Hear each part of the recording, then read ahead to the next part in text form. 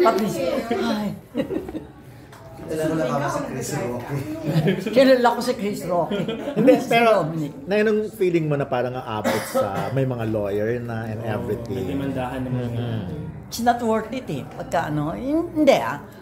Siguro pag talagang kaaway ko yung magdidemanda sa akin, okay lang sa akin. Pero kung wala naman kaming naging relationship, tapos madidemanda lang ako dahil sa sinulat sa, parang it's not worth it. Diyos ko dahil, subukan mong umakyat sa isang city hall na walang elevator, na 3 floors. Alam mo nung na-demanda kami ni Veronica Samio kasi siyempre command responsibility siya ang editor noon. Alam mo, humingi na ako ng tawad kay Piolo Pascual at kay Sam Milby dahil lang kay Veronica. Kasi siyempre ako bagets-bagets pa. Naakyat ko pa yung 3 floors, diba? Si Veronica, every floor. Para mamandided na. Sabi ko, Diyos ko, hingi na ako ng tawad para matapos na itong kaso na ito. Diba? It's not worth it eh. Pagka hindi mo ano. Pero kung talaga may personal na galit ka, sige, demanda mo ako kasi nilabas ko yung emosyon ko. Pero kung wala, no.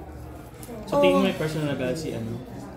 Hindi, ewan ko sa kanya. Kasi hindi ko maalam kung ano niya, di ba? Pumili niya doon sa ano, di ba?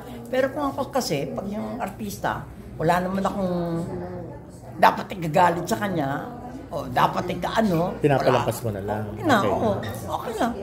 Tsaka alam mo, pag Pasko, mas masarap, marami ka kaibigan, artista, dahil may gift kang matatanggap. O ano masasabi mo sa mga nauunang maglabas ng balita, sa mga tunay na source ng balita? Kanya-kanya siyempre yung trabaho natin yan eh. Siyempre kung pwede mong unahan, di unahan mo. Para ikaw ang di ba maka-scoop. Kaya hindi ka pwedeng yung magsabi na, hoy, hindi mo pwedeng unahan ako. Unahan tayo di ba? Sa dami ba naman natin? Trabaho yun eh. Si Oji, si Boy Abunda. Ito na ang tanong. Nay, ikaw ba ay bilang kaibigan mo si Nay Christy, umaagree ka ba dun sa mga statement niya sa kanyang radio? Hindi, basta ako, pagka meron akong sinulat, at nademanda ako dahil sa sinulat ko, aaminin ko. Hindi ko i-deny. Pag may sinabi ka, inaamin? Oo, kasi yun eh.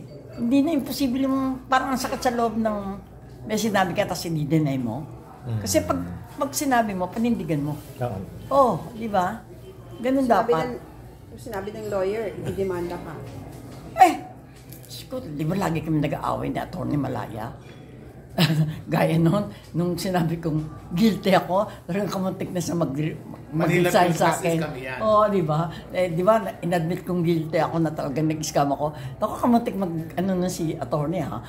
Kamuntik ako iwanan doon sa court. Handa ka ba na maging bulaklak ng city jail? Ano pa nga, yun nga kinabahan ako.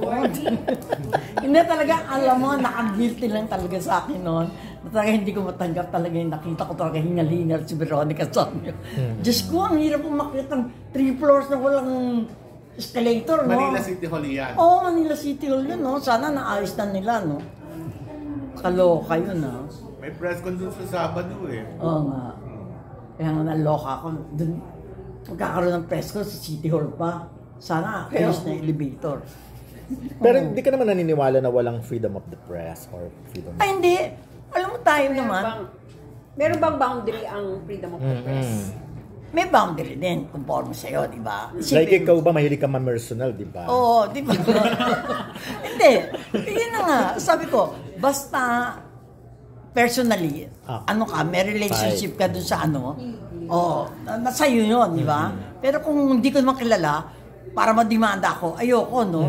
It's not worth it. Pangbayad lang sa abogado, ang laki ng mo, di ba? Kaya hindi ka sumausaw dito sa ganyan ni Ayoko sumasaw sa ganyan. Kasi kilala mo ba si Dominic? Kasi kahit in-interview ka namin, parang dead makalang. Hindi ko nga kilala si Dominic, no? Hindi mo siya nakita ever? Ewan ko kung nakita ko siya, pero hindi ko siya kilala. Napanood mo siya sa teleserye o sa pelikula? Meron ba siyang teleserye? Meron ba siya? Ano? Talaga? Dati, mga panghapon. Dati, yung mga so wala talaga, hindi siya pumapasok sa'yo. Hindi kami nagano, So hindi siya pumasok sa sistema mo, sa awareness mo. Kaya nga. Sana may ligawan sa alaga ka. Wala naman na akong alagang kaedad niya. Kaya wala sa maliligawan. Pero ikaw takot ka sa demanda ngayon at this point of sa buhay mo. 76 ka na, di ba? 77. Sa May. It's not worth it. Kahit na yun. Except nga kung may personal kang galit so, talaga.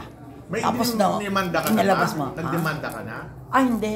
Wala akong Ever hindi ka, dinimanda. wala kang ididemanda? Wala. Wala kang threat na ididemanda kita dahil sa ginawa mo? Kasi inaaway ko lang naman yung talagang galit ako eh. So, mo na. di ba? Kung Ini-skandalo mo na. ni-skandalo ko na siya. Ulitin mo yung kay Dominic. Ano? Nakilala mo si Dominic. Hindi ko siya kilala, hindi kami nagkamit kahit minsan. Hindi mo siya napanood sa TV. Hindi rin. May palabas pa siya. Wala kang encounter kahit isang beses Wala. sa kanya. Sana wala nga kang makita ko awareness siya. sa kanya. Oo. Wala. Kaya hindi ka Kaya wala gumanong kang, wala kang gano'n. idea. Wala kang, kaya ayaw mo mag-comment kung Oo. dun sa... Ano nga, nahiya nga ako mag-comment, lalo pag hindi ko kilala yung artista, ano. Kasi Pero- sosawerang babaeng matanda. Pero syempre kilala mo si Rhea Alonso. Oo. Si Bea. I-admit ko pa nga, nag-ano ko di ba? Nag-apologize ako kay Bea. Kasi nga, kahit na ano nun ng mga pinagsasabi ko, hindi siya gumaganti ng salita, di ba? Except dun sa manager niya si Shirley Kwan na I will consult my lawyer. Kaya lalo akong nairita no, di ba? Pero si Bea, hindi talaga Kaya nga nun ako pa nag-sorry kay Bea. Kasi kahit na ano sinabi ko, wala akong narinig sa kanya. Kaya for that alone, in-appreciate ko. So wala kang nararamdaman for Dominic ni awa or Wala ka what? ba Kasi sa parang pagkakasal? ganito ang laki-laki ng yung pinag-uusapan siya dahil sa ganito, sa ganyan. Sinusukat ang kanyang pagkatao. Alam mo kung mahusay siya, gagawa niya pa yan para sumikat siya lalo. Di ba? Gamitin niya. Di ba? Ganon. This is your time. Yeah, to shine. Pinag-ano mo. Sana pa-interview niya siya sa atin. Kaya nga, hindi. Naku, kung ako siya talaga, gamitin ko talaga to. O yun na. Oo. Siyang man of the hour. Correct. Naku, day. Ay, hindi siya man tower. Sino? Pwede ba Mayor. pag-usapan? Nandito tayo. Safe. Yeah, Ito talaga. pinutol ko nga eh. Wala na wala. Nakakaloka ka sa